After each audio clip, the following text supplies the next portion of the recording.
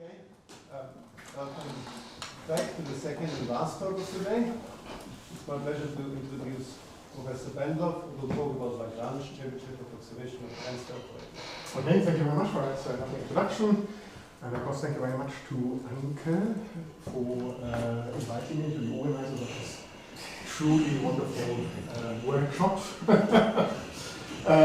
So what I'm going to talk about is to do with the idea of trying to get your hands dirty and calculate the spectral transfer operators. So we heard on many occasions that transfer operators are lovely objects and their spectral properties tell you something about systems, and then they also tell you something about number theoretic issues.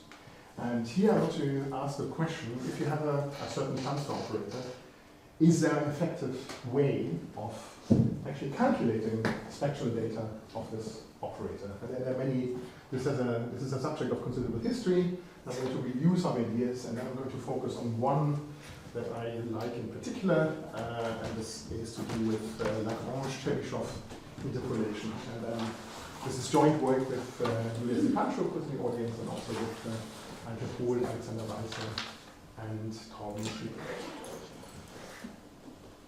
So here's the setup. I'm going to talk about, initially I'm going to talk about a special type of transfer operators, not necessarily those arising from number theory issues. Later on I'm going to focus on those. So here's a quick setup. I don't want to apologize, but at the same time I also don't want to insult your intelligence. This is probably something you all know. Nevertheless, let me just fix notation. So imagine we have some sets, which you can, for most of this talk, imagine to be some closed interval. And then on this interval, you have some piecewise monotonic expanding map with a certain linearity. If you want to imagine something, you could imagine the diamond map on the unit interval that has already figured into this talk 2 days ago. And if you, as you all know, if you want to understand the behavior, the long-term behavior of the iterates of this map, then one thing you can do is you choose your favorite reference measure, and then you want to study the probabilistic behavior of the evolution of the densities under this under the map. And there's a great tool that has been around for a while, which is the transfer operator, or the Frobenius-Brown operator, and this is what it looks like. It typically, well, it's a family of operators. This is not the most general version you can write down, but this is the one I'm going to use. So how is this obtained? Basically, this is an operator that acts on functions defined on X, and it basically evaluates F at the inverse branches of the map, and then it weights it with something. In this case, it's the one over the derivative of the map. And if you want to add some extra spice, which is something that will play a role later on, you can also introduce a complex parameter S, and you raise this to the power S. Okay, so this is something you probably all know. Now let me just review something you probably also all know, and this is something that has already occurred in many talks. Now I'm going to focus on a particular instance, namely on the case where the parameter is equal to 1. This corresponds to the Frobenius-Brown operator.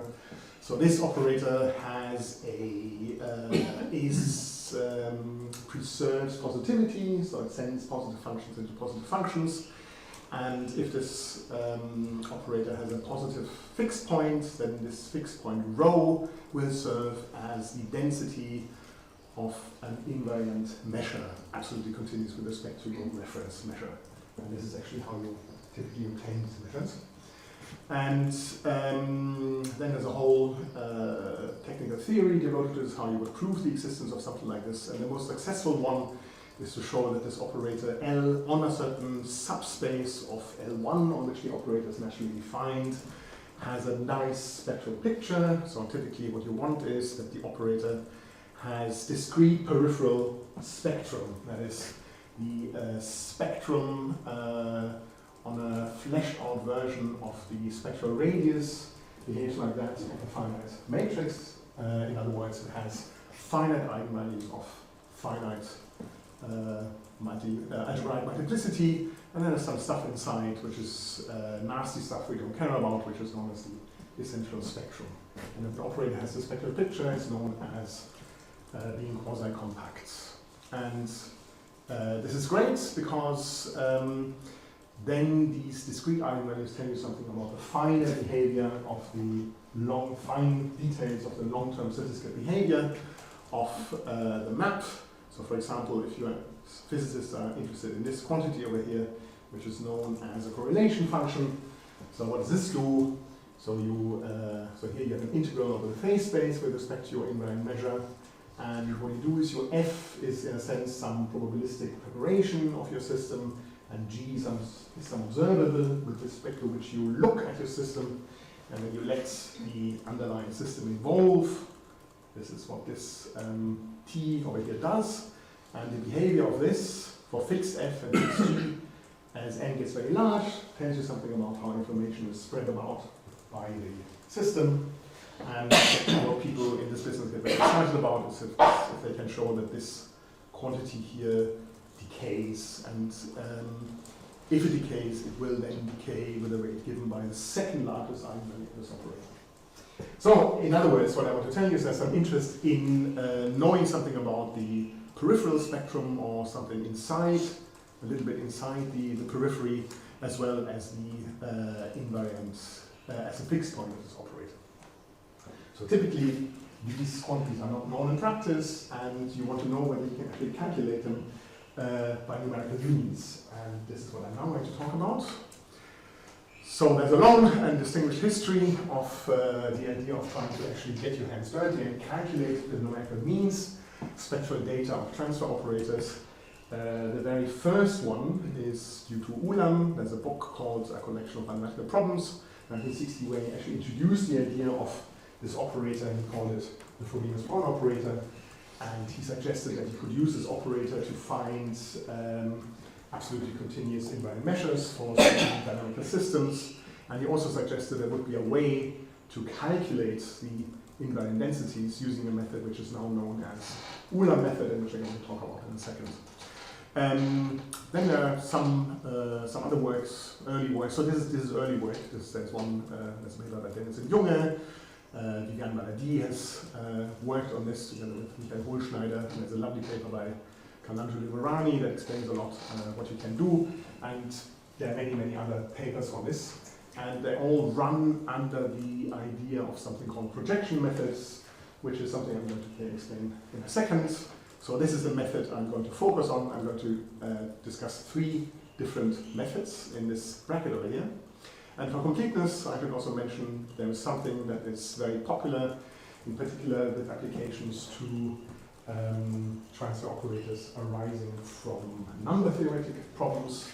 This is the idea of periodic orbit methods, and this is something that ties in with Hans Hendrik's talk, who explained to us that you can sometimes calculate the spectrum of nice operators by calculating traces, and the traces in turn are related to periodic orbits. So if you know something about the periodic orbit structure of the underlying map, then you can also say something about the often you can actually calculate numerical approximations to the spectrum of the operator, and this is something that was popularized by Cvitanovic and collaborators, as well as Jenkins and Polycott, and more recently in the context of the calculation of the zeros of the cell-like function for Schottky surfaces by Borthwick. And for completeness sake, I should also mention there's an early paper by Vivian, Isolde and Schmidt, where the idea is you can approximate complicated transfer operators by simpler transfer operators, and then the simpler transfer operators in turn you can calculate the spectrum exactly.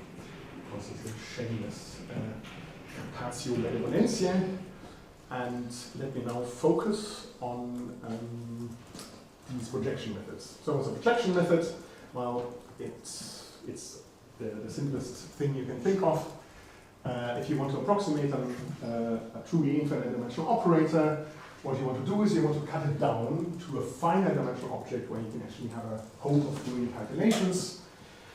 And for this, what you can do is you can take a sequence of finite rank projections for your operator L acting on some Banach space. So Pn is a projection, and in order to keep track of the relative speed and the complexity of the approximation procedures, I assume that the rank of Pn is equal to n. Okay? So this tells me ultimately, this will tell me something about the computational effort to calculate the finite rank approximation of the true operator. And in order for this operator to have something to do with, in order for the projectionist scheme to have something to do with what we want to approximate, I need some mild assumption on Pnf converging to f in some suitable topology. Okay? If this is not satisfied, then I probably have no hope of the sequence capturing stuff that's happening in the space. Okay, and the hope is now I do the following thing. I take my operator L, I chop it off from both sides. So what this actually does is the following thing. I let in only elements that lie in the range of my finite rank projection. Then I let L act on these elements, and if they stick out somehow, then I chop them down like Procrustes, and I'm left with a finite dimensional object. So this is in principle a matrix. And in this talk I assume that I can calculate the eigenvalues of a matrix or spectral data of a matrix, although this is itself obviously a very difficult subject, but it's not something I'm going to talk about. And the hope is that spectral data of this object over here somehow converges to spectral data of the full operator. And by spectral data I mean eigenvalues and eigenvectors.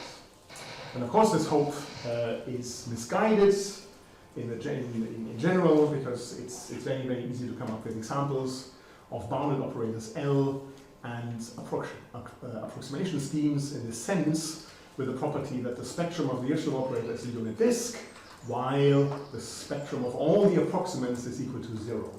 So in a sense, the spectrum of the approximants have nothing to do with the spectrum of the full operator, except that they've somehow found one object, maybe 0, which is a unit disk. And you can also have something else. You can have a phenomenon like this. You can have an operator L whose spectrum is 0 and 1, and the spectrum of the finite rank approximations of L have an extra spurious eigenvalue. So this stuff can happen in general. And what you have to prove in this game is that this pathological behavior does not happen. Okay, good. So the first example of a projection method was Ulam's original method. So how does this work? So all these methods are now distinguished by the choice of these projections. Okay. So for the Ulam method, suggested by Ulam in his book, 1960, the idea is the following. So you take a unit interval from -1 to 1. You take a partition, typically a partition possibly into n elements of equal length, and you let Pn be the corresponding conditional expectation. Okay, so here this is a projection onto the space of piecewise constant functions. And what you then do is you look at the operator Pn and Pn. So this is a finite matrix, and you look at the leading eigen. So this operator turns out to have eigenvalue 1 and has a corresponding positive eigenvector, and this eigenvector I call rho n. Okay, so it's the fixed point of this operator, and it turns out after some effort you can show the following thing. If the original map is expanding and has some regularity, so in this case it turns out it's enough that T prime is bounded variation, then rho n indeed converges to the invariant density, and you have to assume that they are normalized. And the speed you get is it's log n over n. So it's not particularly fast, and you wonder whether you can actually dispose of this log n, and this is actually not true. So this is the best possible rate you could get away. Okay? So here's one method that works in very general situations. So T has very low regularity, and but the price you have to pay is that the convergence is very slow. So when you say expanding, you mean smooth and expand, or piecewise expanding? Piecewise expanding, yes. Piecewise. Non-mark. Okay. So that's okay. So on the other hand, if you have more regularity, then you can do better. So for example, there's something that is something that I've seen people use, and they, sort of typically physicists, have used this. So here's the idea. For example, if your original map is analytic, so the branches are analytic and full branch, then you could hope that the following method works. So for your projection, you simply take the Taylor expansion of f onto the first n terms. Okay, so what you do is you have a function f, which is analytic, and you take its Taylor expansion at 0, say, and you simply chop off. You simply retain the first n terms of this Taylor expansion. Okay? And then it turns out that under certain conditions, you can show that the corresponding transfer operator can be approximated nicely. So let me state these conditions. So imagine you have a map T, which is full branch. So that means that each branch is onto the whole interval on which it acts. And I assume that the local inverses of the branches, so maybe I should say this, give an example in a particular case. So if you take the doubling map, that's Janine talked about, so it's 2x mod 1.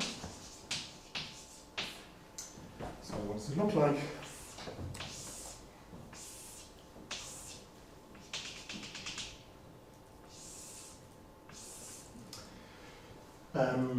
And the corresponding, so it has two branches, so this is equal to 2x for x in 0.5, and it's 2x minus 1 for x in half to 1.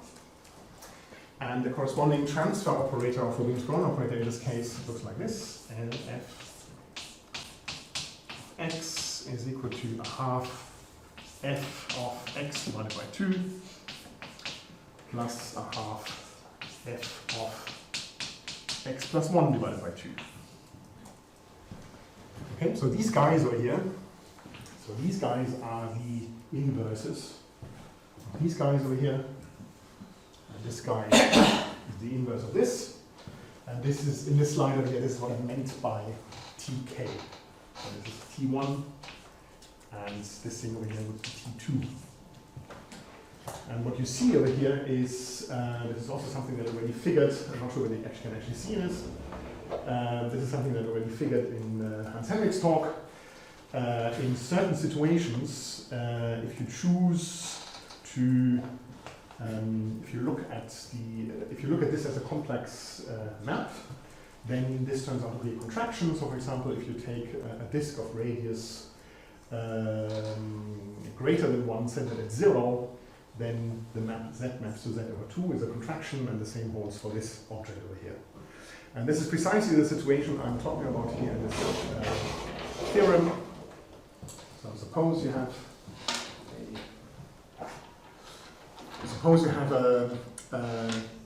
a disk centered at 0 with radius s, and imagine that you have a disk of radius r with the property that the inverse branches are holomorphic and map this disk of radius r into a smaller disk of radius r. So this means that this is a contraction, and I in fact quantify the degree of contraction by specifying the radii of the two disks. Then you can show, and this is something that was also contained in Hans Henrik's talk, then L turns out to be compact. In fact, it's much better than compact. It's nuclear of order 0. It's even better. It turns out that its singular values decay at an exponential rate. So it has very, very nice compactness properties on a certain space of holomorphic functions. And it turns out that the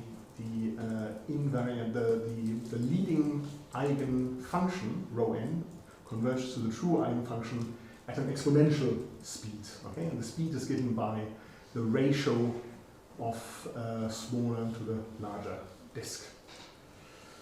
And because this operator is compact, it also has discrete eigenvalues. Let me call them lambda k, also just as in Hans Henrik's talk.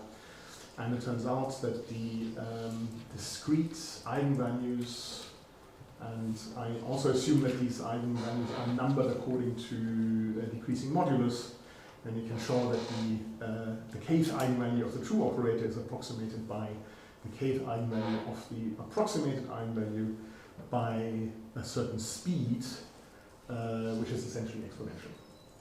Okay? So the take-home message from this slide is that in case you have lots of regularity for your map, for example, it's analytic, then you can use a method that guarantees very fast convergence of the eigendata. So this is in contrast to the Ulam method, where you have low regularity and the speed is very, very low, yet it applies to a larger class of maps. Okay. Yes? Do you answer what is PK exactly? Yes, I haven't said PK, I want to speak to some of the carpet. Well, this is the story from perturbation theory. If this operator L has has a Jordan block of size pk, then the speed of convergence here is a bit slower. It's only n divided by p to the k. For example, if this has a Jordan block of order 2, then here you have to divide by 2. Okay, so this is kind of result from perturbation theory. Okay, any other questions? Good, well, thank you for that. At least it made me explain what pk means. Okay, so now, we have two methods. One is very general and works for low regular maps of low regularity, but is slow. And on the other hand, we have a method that works only for special, highly regular maps, but is very fast. Wouldn't it be great if there was something that somehow interpolated between these two cases? And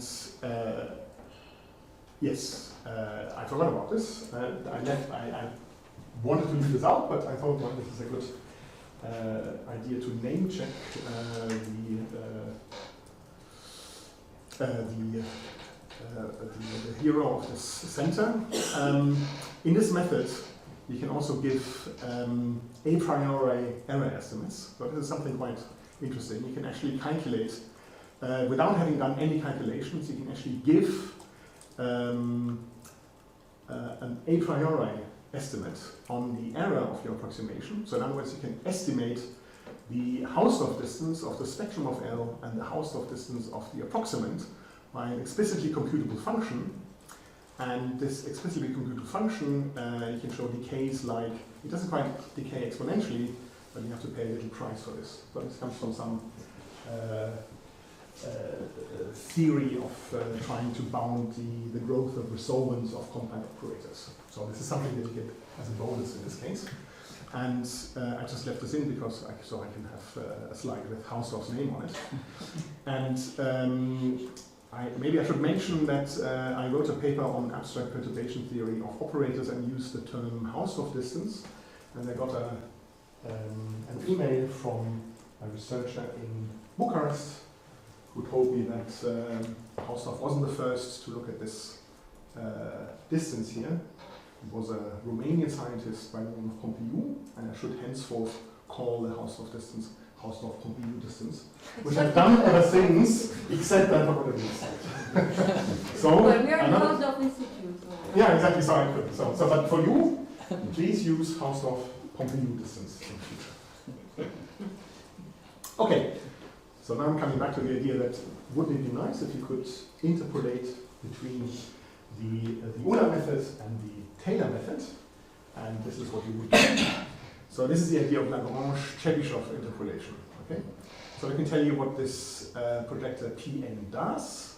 So imagine f is a continuous function, and let Pnf be the unique polynomial p of degree n-1, which agrees with f at certain points. Okay, so this is a classical interpolation problem.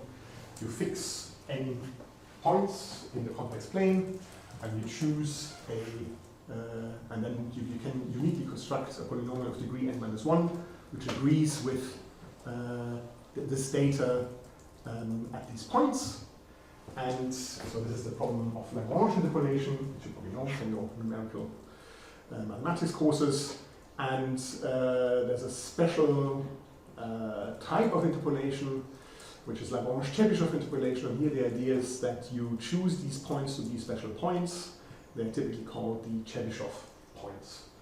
So the Chebyshev points are points on the unit, on the interval -1 to 1, and they are basically the projections of equally spaced points on a unit circle down to the unit interval, or to the interval from -1 to 1, and they have the property that they crowd towards the end. Okay. So this method I call Lagrange-Chebyshev interpolation, and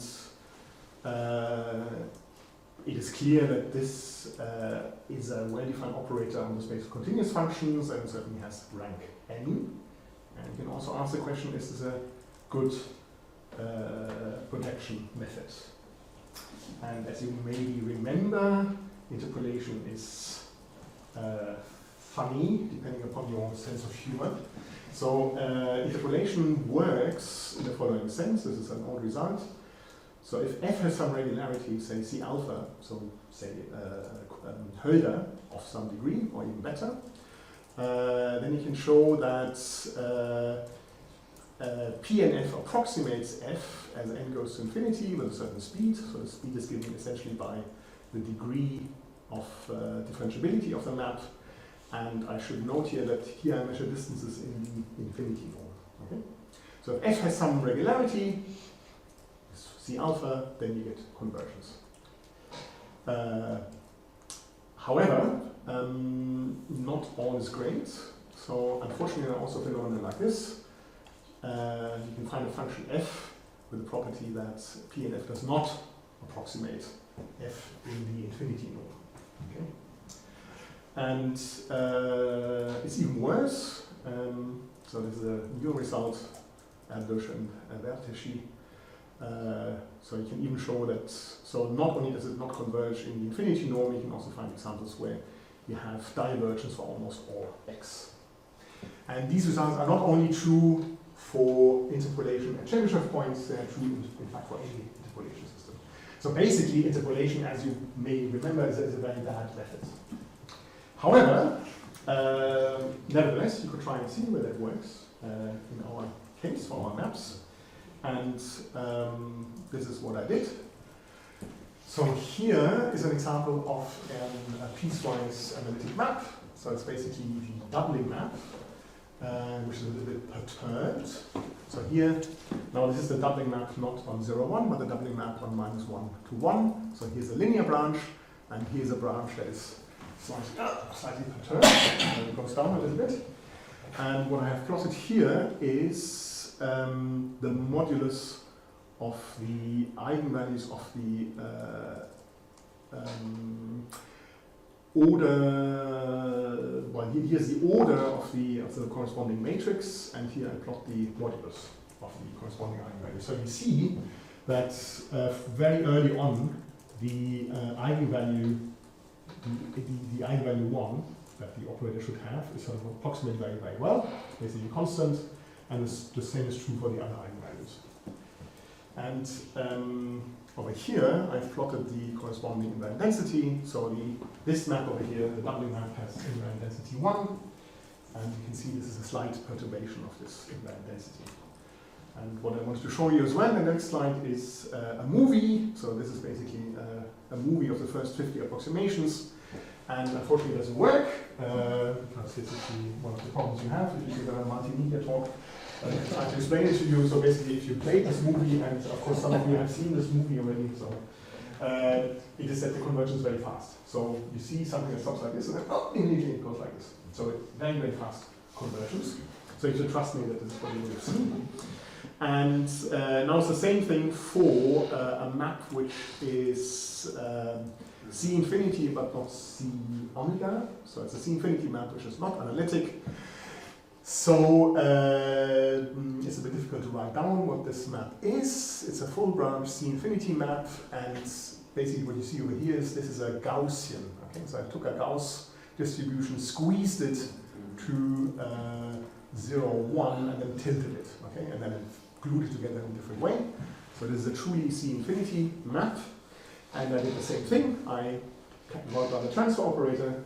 I took the Lagrange-Chebyshev projections, and I plotted the corresponding the moduli of the eigenvalues with respect to the size of the corresponding matrix. And here you can see, you also seem to see something that's more wiggly than previously, but you also this seems to suggest that we actually get convergence spectral, certainly of the eigenvalues of the approximates to the true eigenvalues of the operator.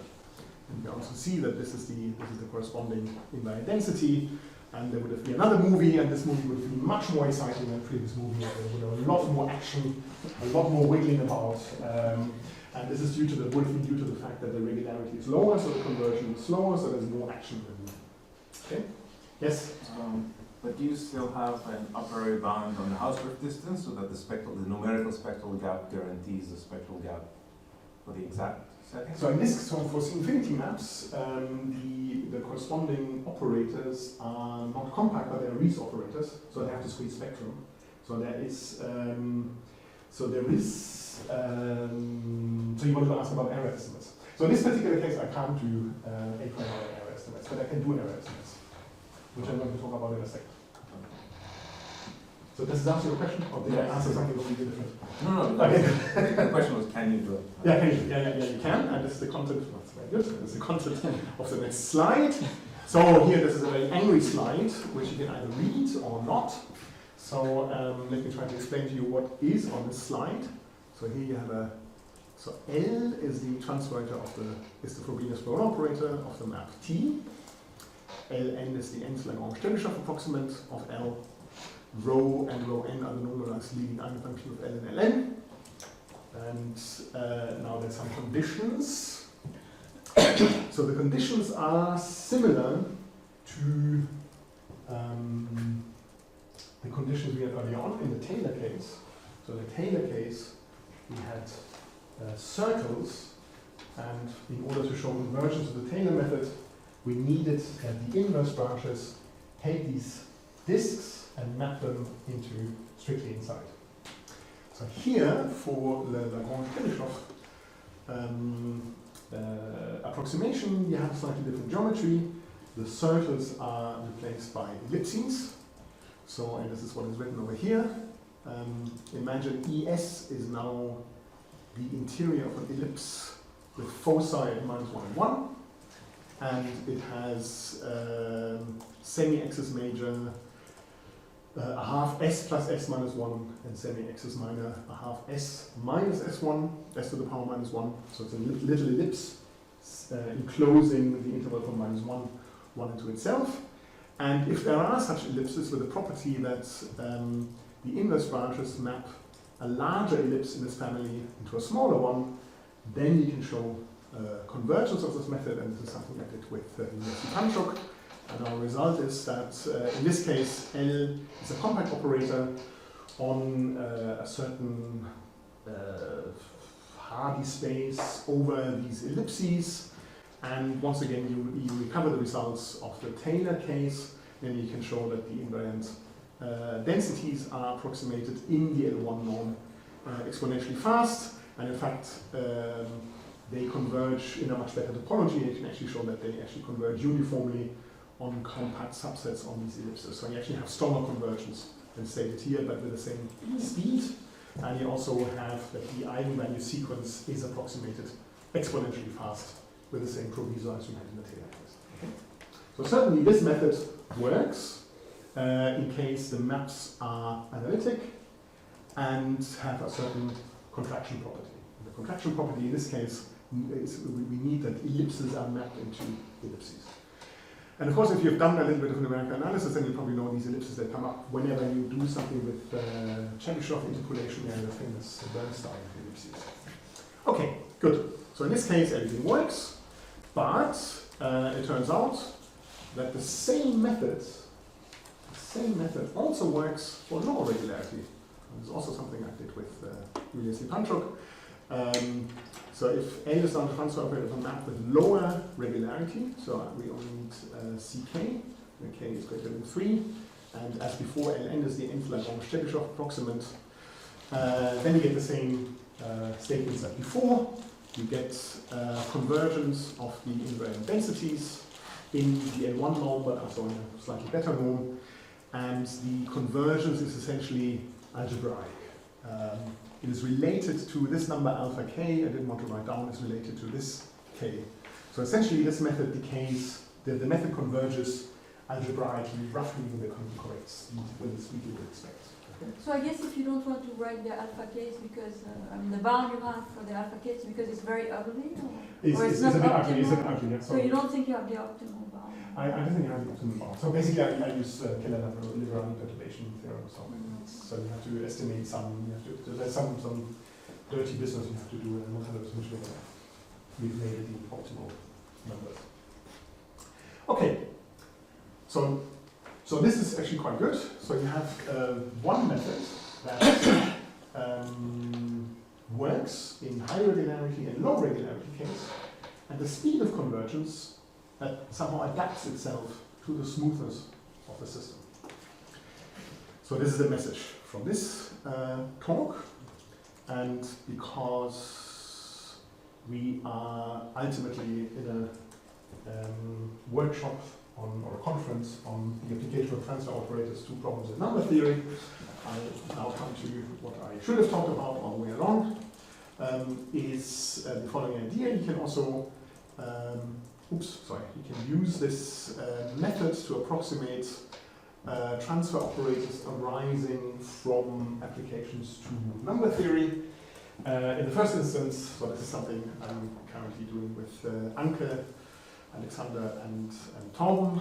In the preprint that is supposed to come out soon, I suppose, or imminently. Famous last words. So it's the same situation under the same hypothesis as we had previously.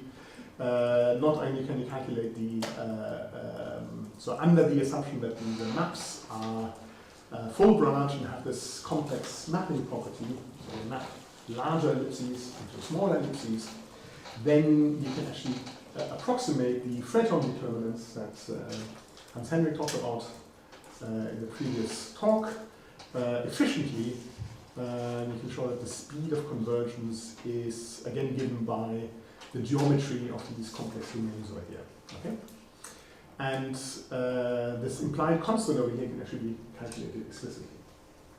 So you can calculate these Fredholm determinants, and this is great news because these determinants actually play a role in the calculation of Selberg zeta functions, about which I know very, very little, so this is why I put this to the end. So don't ask me on this. I was just awaiting orders.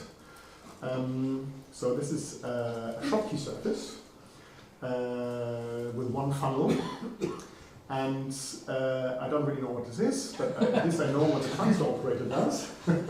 So this is what you do is you choose 4 disks on the real line. Let's call these 6 D1, D2, D-1, and D-2. And then you construct Möbius maps to the following property. This S1 here is the Möbius map that takes the inside of this to the outside of D-1. And D2 takes the inside of D2 to the outside of D-2. And then you can write down this lovely family of transfer operators. So this is actually a matrix of individual transfer operators. So this is a transfer operator matrix. So each entry is itself a transfer operator, and each of these guys actually has this form. So it's a bit like the transfer operators we looked earlier on, or a bit like the composition operators that, or weighted composition operators that Hans Henrik looked at earlier on. So you evaluate F.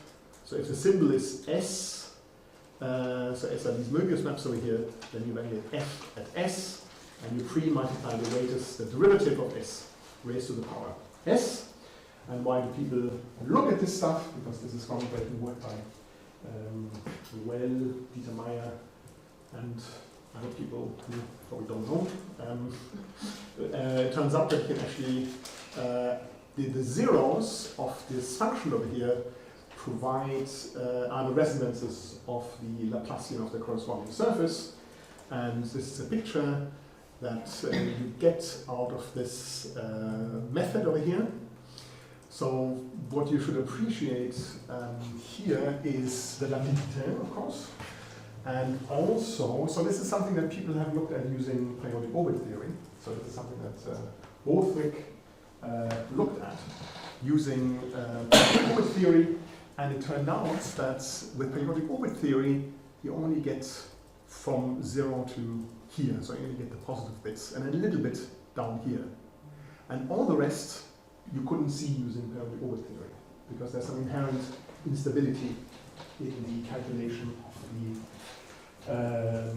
coefficients of this determinant. But using this Lagrange-Chebyshev method, you can actually see much further into the negative real part of S. Sorry, what is in this picture? I don't know. What is in this picture? Yes. Okay, so I don't know what is in this picture. The only thing I understand is, so there's this transfer operator, L, S. What are the parameters? S. S. Okay. So this thing here is a plane, is the complex plane. And what I've plotted here is are the zeros of this function. Okay. So this thing here is this determinant here is an entire function, and it has zeros. And so what you see over here, this is a part of the complex plane that goes from real part of S minus 2.5 to about 0.5. And here you have the imaginary part that goes from 0 to about 10,000. And each of these points over here is a zero of this function. The zero are not isolated, it's an holomorphic function? It's a holomorphic function with lots of zeros, yeah. So it has lots of zeros. Just a normalization question. Are the eigenfunctions Laplacian in this normalization S or S1 minus S? S1 minus S. Ah. Yeah, at least that's what I know. Okay. So they also correspond to the eigenvalues of the Laplacian of the corresponding surface if you parameterize the resolvent by S times 1 minus S. Yeah. So these are the resonances of the corresponding surface. And what the picture shows is that if you apply Lagrange-Chebyshev approximation to this problem, calculating the zeros of calculating the resonances of these surfaces, you actually see much further than with the only previously available method, which is the periodic orbit method employed by Borthwick. So is this, by the way, for a fixed n very big, or if you have several n's put it on the same picture? No, this is. So what you do is, So that comes in here. it depends on where you are, how much approximation you need to be sure that it's correct what you see. So in principle, this is correct. Yeah, it's But it's correct. just that And it's when completely you're different far lengths. Okay. there or You have to far use up, a you lot more. use So you have to more use a approximation certain- orders Okay. to get this. Yeah, to get for this. sure. Okay, and with this lovely picture, I'm conscious of the fact that we are all want to go for lunch. I close the talk. Thank you very much for the attention.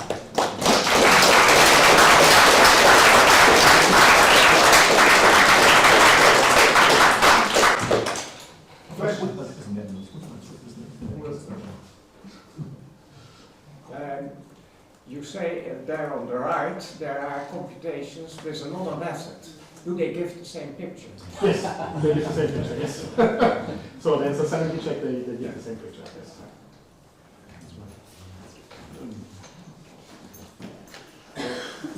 If you focus in some part of the picture, you just get a discrete set.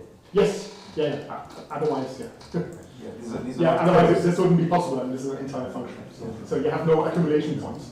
But this function has a lot of zeros. But you see, I mean, this is so this is 0 to 10,000. So if you zoom in, then there are lots of isolated zeros, but they occur in these lines. So it's quite curious. Before anybody looked at this, then nobody had seen it. Before Borthwick came up with this, I think nobody had seen anything like this. Any more questions? Just about the actual curiosity, looks like it's kind of very decent bits to see. Where did this come from? Unclear. I think people, so before Borthwick plotted these resonances, people didn't know there were any structures. So there is structure there, and at the moment people jumped on this, and they're trying to understand if there is something that you can recover, which is something you can actually see. So this shows that sometimes it's good to actually get your hands dirty and plot something. Because you see something that we hadn't seen before. So as far as I can tell, there is no satisfactory answer for any irregularities you see in these pictures or periodicities. Is that correct? Yeah, so there are some ideas. Some ideas, yes. So one idea, for example, is can you go to the operator one slide back? So there is this little s in the exponent, and when you just pretend that you have only one of these tau s in this, you would see the rotation in the complex domain where the logarithm is the same again. So, but because you overlay several things, it's not exactly that. But this is kind of why you should expect something like that. Okay? And there are a lot of fuss around this. Okay, then let's thank the speaker one more time.